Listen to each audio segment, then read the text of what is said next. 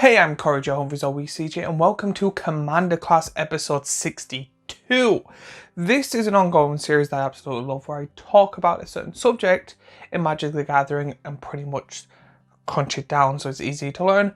Mainly the reason I do this is because, one, I enjoy doing it. Two, there's a lot in Magic the Gathering when it comes to Commander, so if there's any little bit of information you need to know, it is there for you. I name and label them all of this. So in this episode we are going to be going over equipments. When it comes to equipments, as of recording this, there's currently 472 cards. They all come in common, uncommon, rare and mythic, so depending on which you want to play, or pretty much the ability of them, all matters with the rarity. Pretty much rarer the card, more powerful it is, in my opinion. Some are not. There's some commons and uncommons that are absolutely broken in certain decks, but majority of the time all the cards that people want to go to get are the rares and mythics. But don't you worry, we are not going to be going over all 422. I'll be breaking it down for easy little chunks for you. So let's start. What is an equipment? So equipments are a type of artifact card where you're easily to know that it's an equipment card because of two ways. One, it will say in the center in the bar under the image but above the text box, equipment. The other one will be that it has an equipped cost. Pretty much an equipment is kind of self-explanatory when it comes to not the game but the world. It is pretty much an item that you pay the mana at the top corner to play, and then you pay the equip cost to attach to a certain creature to give it a benefit or a boost. What you're pretty much doing is you're paying the equip cost to get the text of the box to put it on your creature. That is the easiest way to explain it. Other things is like, they're usually items, so like swords, shields, spears, and stuff like that you're able to attach onto your thing. So the best way to say it is, imagine your commander, a big buff guy, and there's a dragon or a hydra, and you're like, do you know what this guy needs? A sword. I will pay blank to pay the card, and then I'll pay blank to equip it, and now your man's or woman or them, they are holding a sword, which powers them up and can win you the game. There's many different ways that these are used for. There's a lot of cards when it comes to this, but the main ones I usually see is mainly to either put onto your commander or a big powerful creature to do a large amount of damage, or they're used to just put on many different creatures to kind of slowly buff so you more have a broader range. When it comes to these, you can only equip at sorcery speed, which means only on your turn, and also if the creature dies, your equipment just goes to the side, and then you don't have to pay to cast it again, but you do have to pay the equip cost to attach it onto a different creature. If you have multiple creatures on the field, you're also allowed to play the equip cost on your turn to kind of switch it from one creature to another. But if a creature leaves the battlefield with death, or I think flicker still works, pretty much if your creature leaves the battlefield, when it re-enters, it drops everything. So I'll be breaking them down into colorless, color, flip, and equipment tokens. It does matter. So that was the easiest way I could think of breaking these down, and if you've watched any of my previous videos, you know why I break it down from colorless to colored, because there's only one rule change, but it is quite a big rule change, and I can't think of any other way to break it up. So let's start off with colorless. So if you watched my previous video, you would understand why colorless has its own category.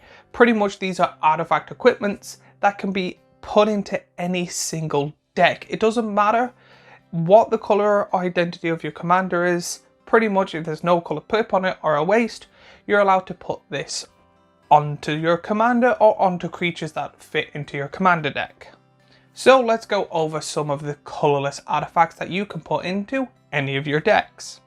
You get Batterskull, Bitterhorn Nissa's Aminus, Blackblade Reforge, Blade of Selves, Commander's Plate, Darksteel Plate, Ghostfire Blade, Hedron Matrix, Helm of the Host, and Lux's Glader's Gift.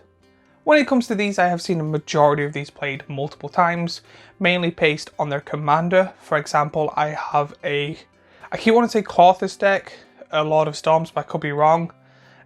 Keranos, that's it. I have a Keranos Lord of Storms deck, and I love playing Helm the Host on him. So pretty much what I do is it's an extra turn deck, Helm the Host is on him, I draw, and I rather draw multiple cards or do multiple 3 times damage to any target I want, and that's the whole point of the deck. So that's the way I use it. I've also seen people use Blackblade Reforged mainly in a Voltron deck. A Voltron deck is pretty much you power up your commander over 21 damage and swing at someone, make them like unblockable or do more damage, so it doesn't matter if they're blocked or not, because if someone takes 21 commander damage, they're also out the game. But I've seen majority of these or all of these played at some point of the 6-7 years I've been playing. Now let's go on to the colour artifact equipments. The only difference between these and the colourless is depending on the card's colour or the card's identity, you can only put these into certain decks. Now there's a lot of monocolour ones, there's not that many dual colour ones, there's a handful, and from my knowledge and looking at it, there's only one 3-colour one that's a rare or higher, which I've never actually seen played before. So pretty much it's one of these things where if there is a colour pip on it, it has to match your commander. Pretty much you cannot have a green artifact equipment in a mono red deck. You cannot have a dual one in a monocolored deck. That is a pretty simple rule. When it comes to these colored pip artifact equipments, you get really cool ones like Cloudsteel Kernan, Blade of the Shared Soul, Blade of the Oni, Battle Mage's Braces, Belt of Giant Strength, Dach Nei, Unsithal Killer of Kings. Now we are going on to the flip ones. These are double-sided cards. Some are colourless, some are coloured, and the only thing that's different between these is one of the sides, depending on the front or the back, I've seen both, is rather a creature, an artifact or enchantment, or something else that's different. So it's rather a creature that flips into an equipment, or an equipment that flips into a creature, or an enchantment, or an artifact that flips into an equipment, or an equipment that flips into another equipment. But you get cool flip cards, such like Idol of the Deep King, Neglected Heirloom, Paleontologist Pickaxe, Torreful God of Fury, Dire Fail, Dowsing Dagger, Eldris the Blinding Blade, Halvar God of Battles. Then finally, the equipment tokens.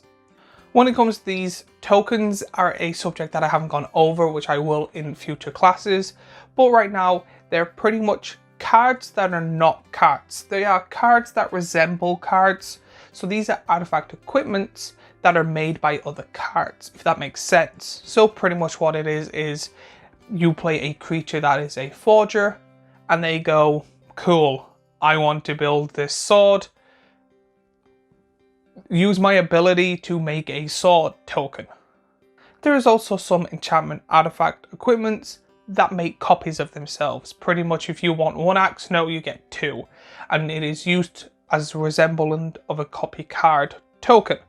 These are pretty much not mandatory cards.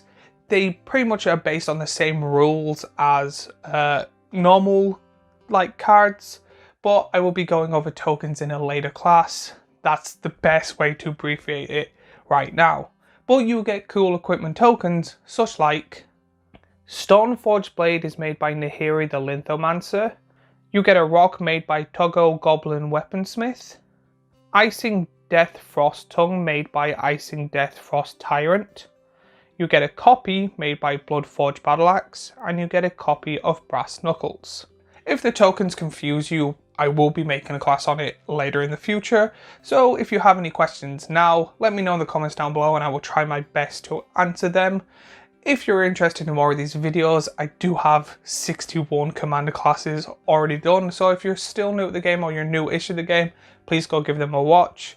If you have any other questions, let me know in the comments down below. While you're there, remember to like, subscribe and follow me on all my social media. But as always, I have last week's commander class here, a playlist of the commander classes here, and a subscribe button here. And I love and appreciate all the help, and I'll see you all in the next video.